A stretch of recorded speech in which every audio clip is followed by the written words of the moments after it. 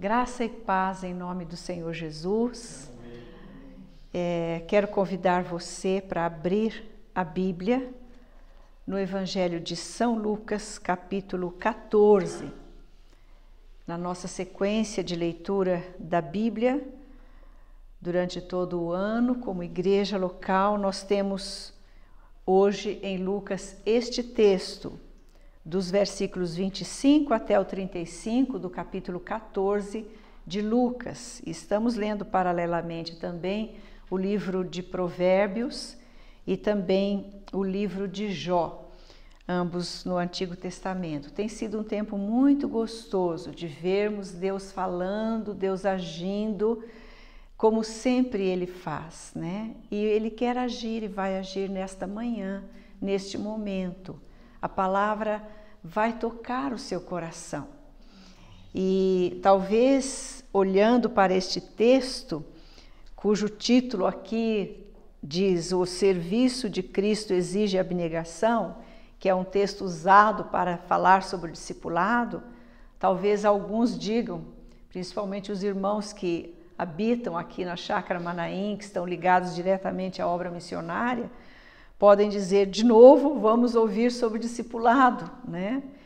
E eu fico muito confortável quando eu lembro do que Paulo falou aos Filipenses. Ele disse assim: quanto ao mais, irmãos meus, alegrai-vos no Senhor. A mim não me desgosta, e é segurança para vós outros que eu escreva as mesmas coisas.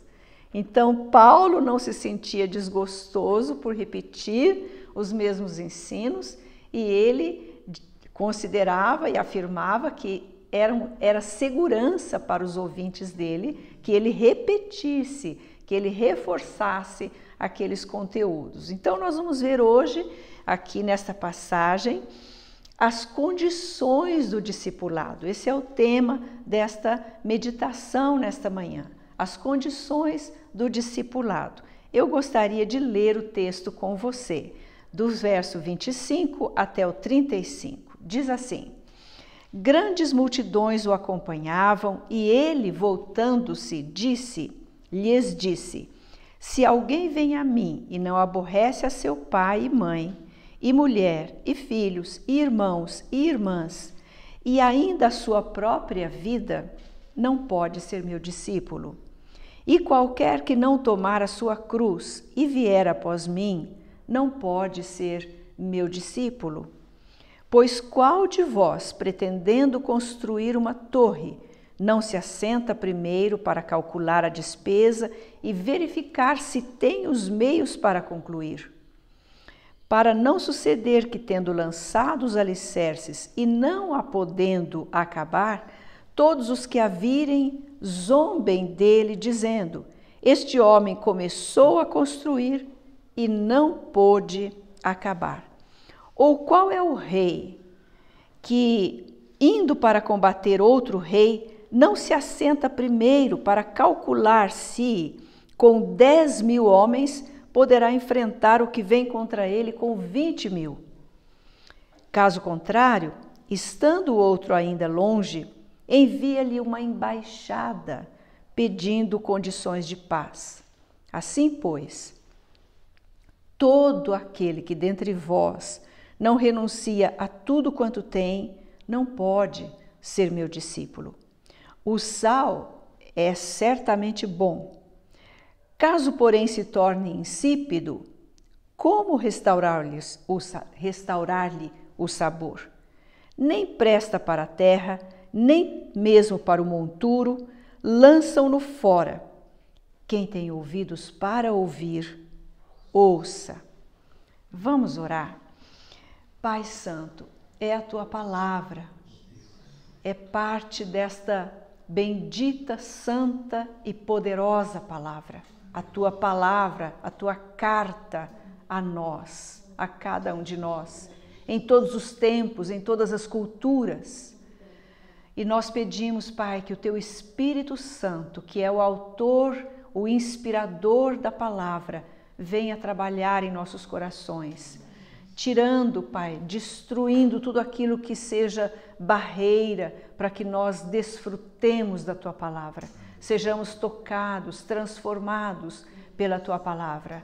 Torna o nosso coração, nesta hora, como um terreno afofado, limpo, livre de pedras, de espinhos, para receber a palavra e ela possa ali então germinar e produzir muitos frutos, para a glória do Teu nome. Consola-nos com a Tua palavra, conforta-nos com a Tua palavra, encoraja-nos e ensina-nos com a Tua doce palavra. Em nome de Jesus. Amém. Amém. As mesmas coisas, né? Nós estamos lendo no livro de Lucas, já lemos outras partes anteriormente em que Jesus também trata dessa questão de segui-lo. E aqui Jesus estabelece as condições para alguém segui-lo. Quais são essas condições? Primeira delas, exclusividade. Nos versículos 25 e 26, Jesus para. No 25 nós vemos que ele para, ele está sendo seguido por uma grande multidão. Aliás, aqui está no plural, grandes multidões. Era muita gente, milhares de pessoas. Então Jesus estava num momento do seu ministério terreno em que muita gente conhecia a ele, pelo menos de ouvir falar, pelo menos dos milagres. Muitos dentre esses aqui, certamente, tinham desfrutado da multiplicação dos pães, muitos tinham visto curas, maravilhas, milagres operados por Jesus. Estavam seguindo Jesus. E qual era o caminho para onde Jesus estava indo neste momento aqui? O Evangelho de Lucas, ele tem uma divisão bem notável. No capítulo 9, versículo 51, diz assim: E aconteceu que, ao se completarem os dias em que devia ele ser assunto ao céu, manifestou no semblante a intrépida resolução de ir para Jerusalém. Este versículo aqui divide o Evangelho de Lucas em duas partes. Daqui para frente, Jesus está indo para Jerusalém, da Galileia, lá ao norte até para Jerusalém, mais para o sul da Palestina, com a finalidade de morrer na cruz por nós. Então era o momento decisivo, chave do ministério de Jesus. E nesse caminhar para Jerusalém, muitas coisas acontecem. Continua Jesus operando milagres, curas, ensinos, e grandes multidões começam a seguir Jesus. A fila começa a engrossar, muita gente está seguindo Jesus. Mas neste momento aqui, neste versículo 25 do capítulo 14, nós vemos que Jesus para. Por quê? Está escrito voltando-se. Jesus volta-se para aquelas grandes multidões e estabelece as condições para o discipulado. Eles estão seguindo a Jesus, eles sabem para onde Jesus vai, eles sabem qual é a finalidade daquela ida para Jerusalém. Então Jesus para e estabelece as condições e diz que a primeira condição é a exclusividade. Se alguém vem a mim e não aborrece a seu pai, mãe, e mulher, e filhos, e irmãos e irmãs, e ainda a sua própria vida, não pode ser meu discípulo. Essa expressão não pode ser meu discípulo, nós encontramos repetida no versículo, em duas outras vezes aqui, no versículo 27 e no versículo 33. Jesus estabelece claramente essa exclusividade. Jesus não está inventando naquele momento, criando uma nova coisa. Não, ele não está. Lá no Evangelho de Mateus, capítulo 22, versículo 37, nós encontramos Jesus respondendo a uma pergunta feita por um intérprete da lei, um homem que sabia, conhecia, mas para experimentar Jesus, ele fez uma pergunta. Ele sabia quais eram os mandamentos, todos de cor. Mas ele perguntou, qual é o grande mandamento? Então Jesus responde para esse homem e para nós. Amarás o Senhor teu Deus de todo o teu coração, de toda a tua força, de todo o teu entendimento. Este é o primeiro grande mandamento. Amarás o Senhor teu Deus com tudo o que você tem, com tudo o que você é, com todo o seu ser. E aí Jesus acrescenta um outro que eu creio que aquele homem não estava esperando. E o segundo, semelhante a este, é: amarás o teu próximo como a ti mesmo. Tudo se resume no amor. Não é uma lei dura, seca, que não traz prazer, gozo, satisfação. É uma lei cheia do amor de Deus. Então Jesus fala, aquele que vem a mim e não aborrece, a palavra aborrecer aqui é ódio, ou seja, comparada ao amor que a gente devota aos nossos entes queridos, é um ódio. Esse amor que deve ser o primeiro, com toda a nossa força, a Deus. E Jesus está ensinando aqui que quando nós amamos a Deus, amamos a Ele de todo o nosso coração, esse amor vai ajeitar todos os outros relacionamentos nossos. Ele vai alinhar os nossos relacionamentos. Então não vai haver nenhum desequilíbrio. Mas é preciso, para que este amor permeie todo o nosso ser, esteja norteando, conduzindo os nossos relacionamentos, é preciso que nós demos exclusividade ao Senhor Jesus. O coração não pode ser 90% de Jesus e mais alguma coisa. Não é Jesus e mais a minha família, os meus entes queridos, os meus amigos, o meu trabalho, o meu sonho profissional de me realizar. Não, é Jesus. Jesus. Jesus no centro. Jesus em todo o espaço. Jesus não somente no primeiro lugar, mas em todos os lugares.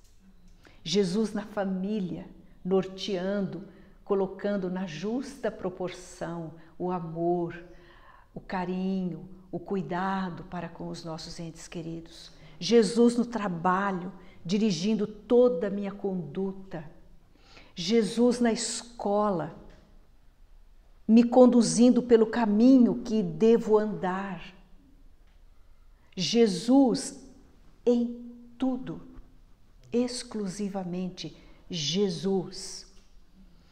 Outra condição do discipulado, ele segue no verso 27 e diz: e qualquer que não tomar a sua cruz e vier após mim não pode ser meu discípulo. Então a segunda condição que nós vemos aqui é determinação. Exclusividade é só Jesus e determinação. Por quê? No tempo em que a crucificação era usada, no tempo do Império Romano, usada como o castigo pior tipo de morte, o crucificado, o condenado à morte na cruz, pegava a sua cruz, a sua própria cruz, e carregava até fora da cidade aonde era executado. E naquele caminho longo, terrível, debaixo de chicotadas, debaixo de injúrias, de todo tipo de menosprezo, de xingamento, ele carregava a sua cruz aos olhos de todos os que quisessem presenciar aquele espetáculo com uma certeza: era um caminho sem volta. Ele tinha que levar a cruz e ele sabia que naquela cruz que ele estava carregando, ele iria ser pregado e morto. Não tinha volta, não tinha como voltar. Então, Jesus disse: todo aquele que não tomar a sua cruz e vier após mim, e essa expressão vier após mim, o que significa? Eu estou indo para a cruz.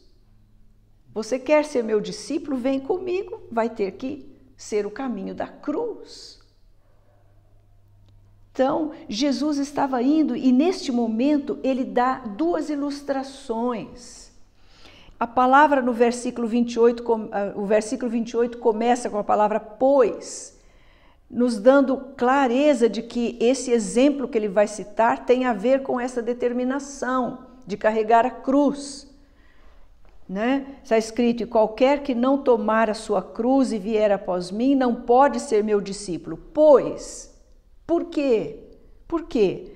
Qual de vós, é a primeira ilustração que ele dá, qual de vós, pretendendo construir uma torre, não se assenta primeiro para calcular a despesa e verificar se tem os meios para concluir? E Jesus então dá esse exemplo. Como que uma pessoa vai construir alguma coisa se ela não calcular primeiro, se ela tem os recursos para começar e acabar? Porque se ela parar no meio e o dinheiro acabou, ela não tem como acabar aquela construção, fica aquele esqueleto, feio. Aí vem os pichadores e picham aquilo. Aí fica aquela coisa lá, morada de abutres, fica aquela coisa morada de ratos, de insetos. E ali aquele espetáculo, alguém começou e não acabou. Que coisa horrível. Jesus disse, quem é que começa uma obra, alguém que tenha bom senso, começa uma obra sem fazer o cálculo para ver se vai dar para concluir? Isto significa que começar a seguir a Jesus tem um custo, precisa de determinação, senão você vai desistir no meio do caminho. Ah, não deu para acabar. Eu fiz todo o meu esforço, eu me esforcei, gastei tudo que tinha, me empenhei, me dediquei, até o que eu ganhei? Nada. Não entendeu nada, porque está achando que a nossa relação com Jesus tem a ver com essa vida. Não tem só a ver com esta vida, tem a ver com a eternidade. Dependendo da nossa atitude aqui de olhar para trás e largar o arado e largar o compromisso que nós fizemos com Jesus, porque Jesus se comprometeu conosco, então somos como esse que parou a construção na metade. Aí Jesus usa um outro exemplo. No verso 31, ele começa com ou. Ou, qual é o rei? Ou significa que o que eu vou usar agora é a mesma coisa que eu usei neste momento, que eu acabei de usar agora. Isto ou isto. As duas coisas vão dizer a mesma verdade. Então Jesus está dizendo, ou qual é o rei que indo para combater outro rei, não se assenta e confere o seu exército, Quantos soldados eu tenho? Como é que eles estão? Como é que está o armamento do meu país? Como é que estão as condições de guerra que eu tenho aqui? Quais são os meus recursos? Qual é o lastro que eu tenho para garantir que eu vou ganhar essa guerra? Qual é o rei que quer entrar numa guerra para perdê-la e se render no meio em vergonha? Qual é o rei que quer isso? É melhor ele mandar uma embaixada pedindo condição de paz para o outro rei, reconhecendo que aquele rei lá é mais forte que ele.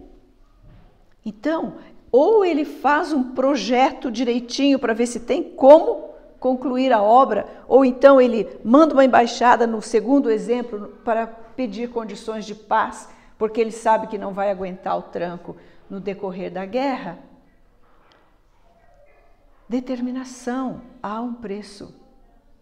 Agora eu digo para você uma coisa, quando nós estamos pagando esse preço, há um gozo, uma felicidade, uma satisfação interior que ninguém compreende a não ser aquele que esteja vivendo essa realidade. Eu sou feliz em meio a quaisquer circunstâncias. Eu tenho visão da verdade espiritual que está acontecendo, visão da luta na qual eu estou engajado. Quando nós estamos determinados, seguindo a Jesus como discípulos. Passamos por vales? Claro que passamos. Tem dia que a gente pensa, será que não vou sair desse vale? Acabei de sair de tem um outro vale aqui na frente para eu atravessar. Mas a presença gloriosa do Senhor Jesus é tão sensível, tão forte, que nos carrega. O Senhor Jesus nos carrega nos braços. O Senhor Jesus já passou por esse vale pelo qual está nos conduzindo. O Senhor Jesus está conosco no vale. Davi disse assim, ainda que eu ande pelo vale da sombra da morte, não temerei mal algum. Por quê? Porque tu estás comigo. Você quer sofrer sozinho ou quer sofrer acompanhado pelo varão de dores, Jesus Cristo? Sofrer a gente sofre.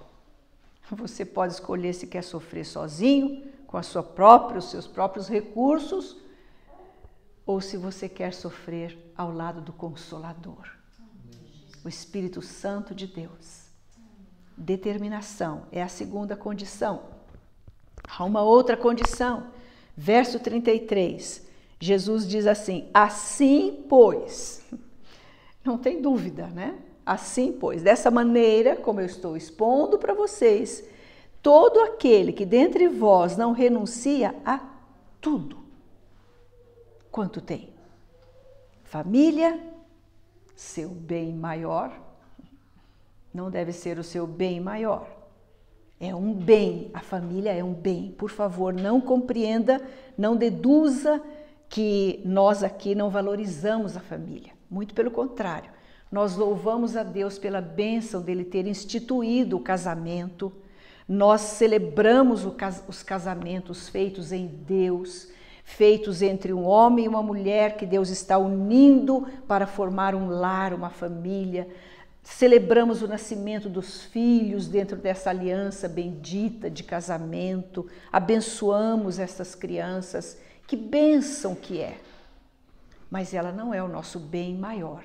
O nosso bem maior é algo que tem valor eterno e tem um nome e é uma pessoa, chama Jesus Cristo. Só nele que podemos ter famílias abençoadas.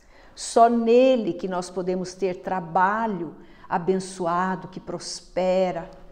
Só nele é que nós podemos ter felicidade real, alegria. Ele é o nosso bem maior. Então, tudo quanto mais renuncia. Essa palavra renunciar, o que significa? Então, a renúncia é a terceira condição. O que significa? Significa abrir mão de alguma coisa para abraçar outra. Está implícita aqui a ideia de que você não pode abraçar as duas ao mesmo tempo.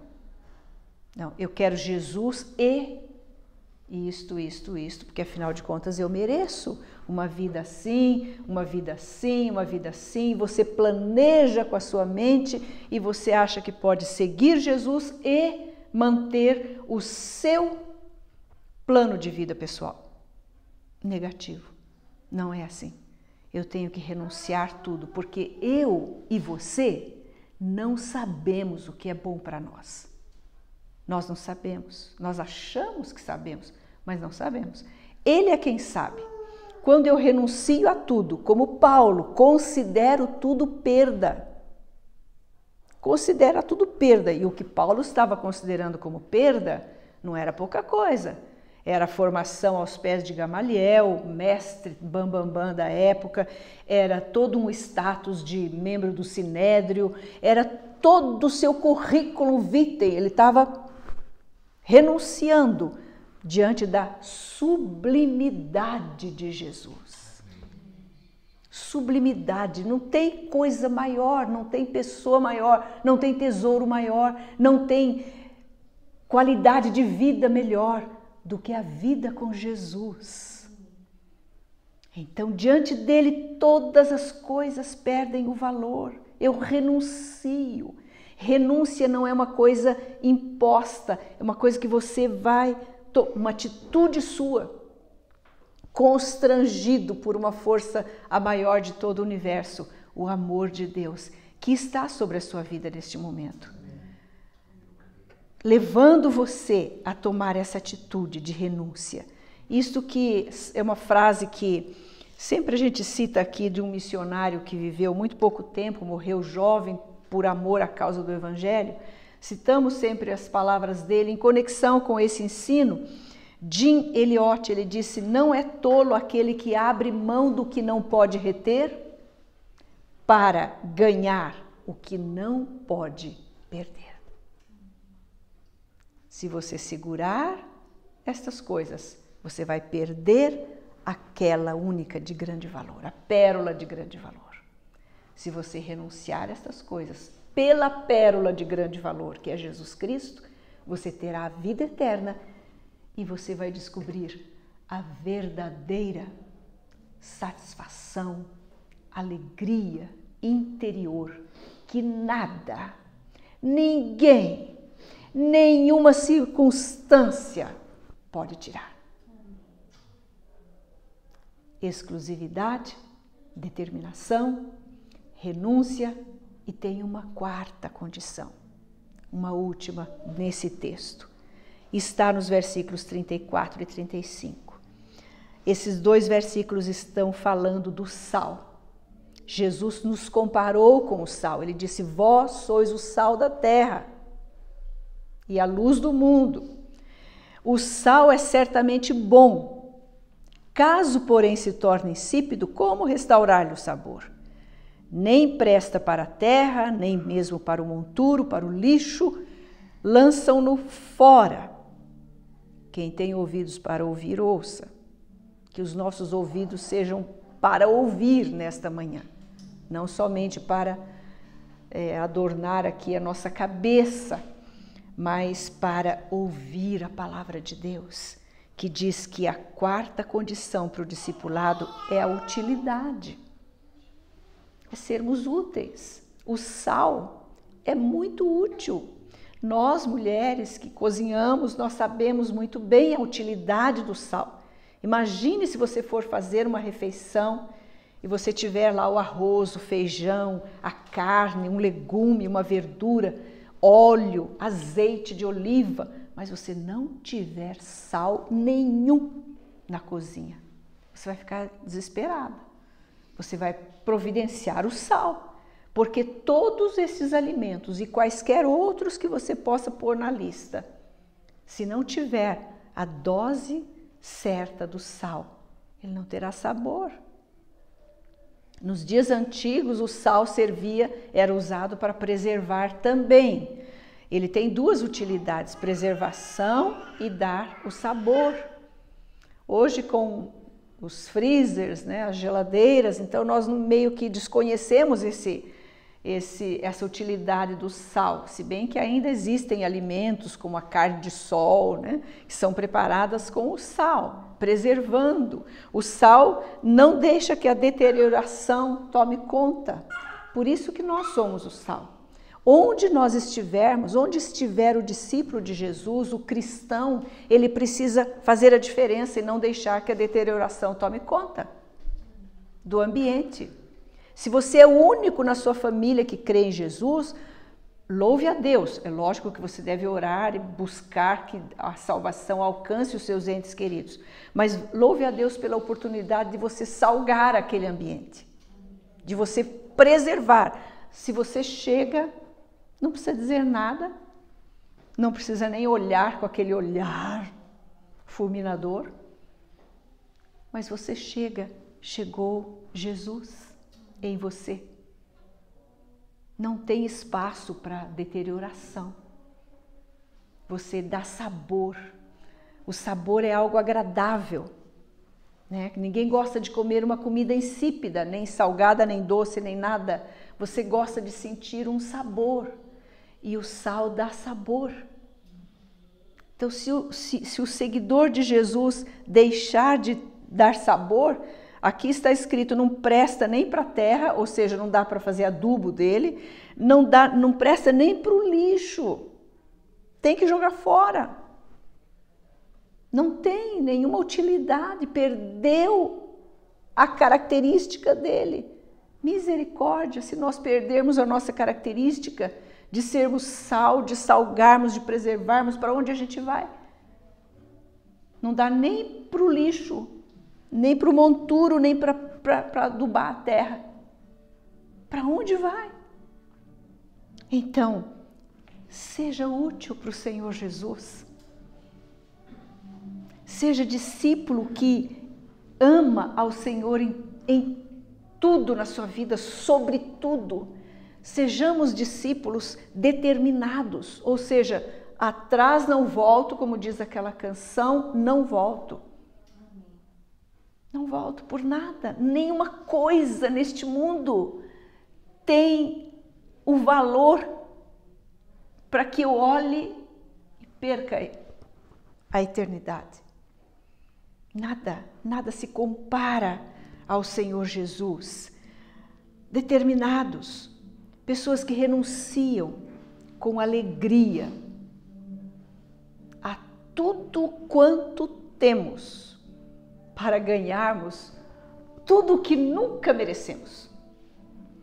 Nunca, mas ganhamos de graça em todas as áreas da nossa vida. O Senhor Jesus supre cada uma das necessidades em glória. O Senhor Jesus quer abraçar você neste momento e colocá-lo como seu discípulo, mas é preciso uma atitude da sua parte. Da mesma maneira como ele voltou-se para aquelas numerosas multidões naquele dia, ele está se voltando para você e perguntando, e dizendo, estabelecendo essas condições. Qual vai ser a sua resposta? A resposta que você vai dar vai determinar onde você vai passar a eternidade. Vai determinar a qualidade de vida que você terá aqui e a segurança da vida eterna com Jesus. Vamos orar? Senhor, a Tua palavra é tão preciosa, tão rica, tão maravilhosa.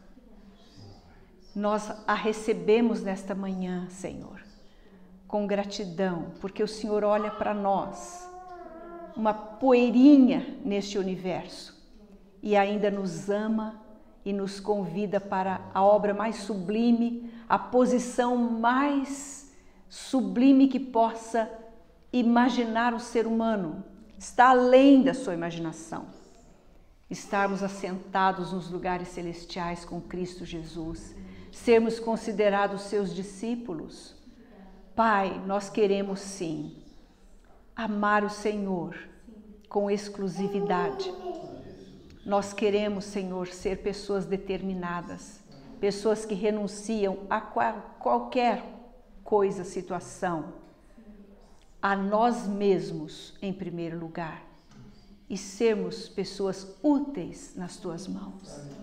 Nós queremos seguir, sim, Senhor, o caminho da cruz, tomar a nossa cruz dia após dia, com alegria, porque o Senhor é aquele que também leva o nosso fardo.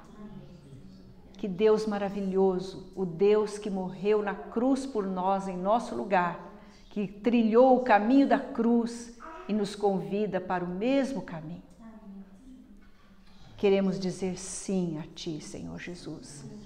Ó Espírito Santo de Deus, aquece o coração de cada um neste momento, para que a única resposta que saia do coração de cada um seja sim, Senhor, eu me rendo a Ti. Obrigada, Senhor Jesus. Em Teu nome. Amém. Deus o abençoe grandemente em nome de Jesus.